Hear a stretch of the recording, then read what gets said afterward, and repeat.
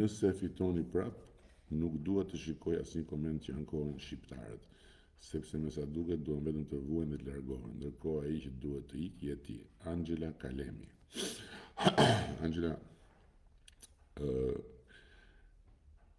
shqiptarët janë në drejtën e Zotit, edhe në të drejtën e të Zotit shtëpisë, të ankohen sa ta shohin të nevojshme.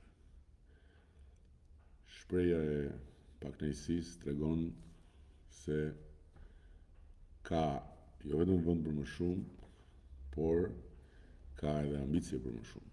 Unë jam vetë i pakënaqur.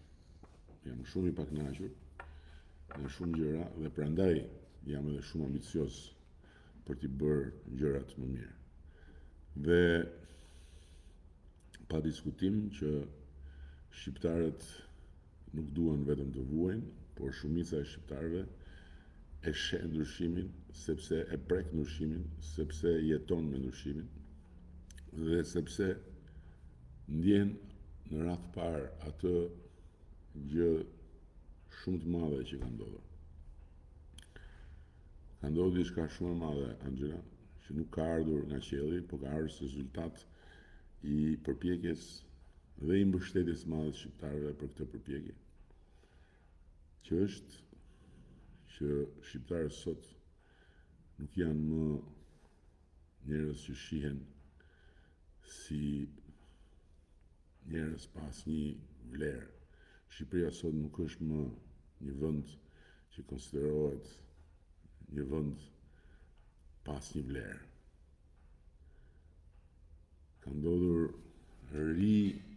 rivendosja e identitetit shqiptar në vendin që i takon jo më në sytë tanë, në sytë e njëri tjetrit, por edhe në sytë e të tjerëve, të fqinjve dhe të gjithë të tjerëve. Nga një vend që nuk e besonte askush, nga një vend ku në vitet e fundit nuk vinte më askush, flas për udhëheqës të vendeve të tjera.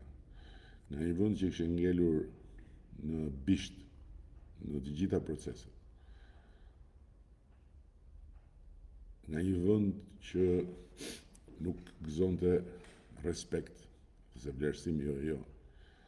Ne sot jemi një vend që respektohet, që vlerësohet dhe që besohet. Dhe sot jemi të ulur në tryezën e marrëveshjes madhe, e krushqisë, po e quaj unë, me familjen e madhe të Bashkuar Evropiane. E kupton, Angela? Kështu që shqiptarët janë shumë të qartë. Shumica dërmuese e tyre janë shumë të qartë. Pjesa tjetër ka nevojë të hapin syt. Dhe në atë pjesë hyn edhe ti.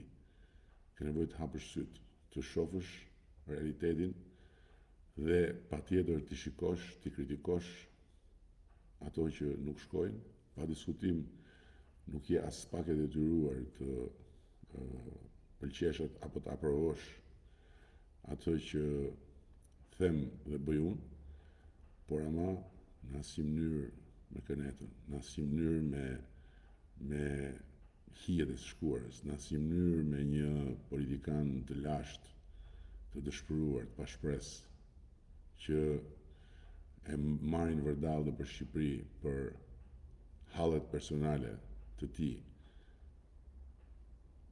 Në asnjë mënyrë, sepse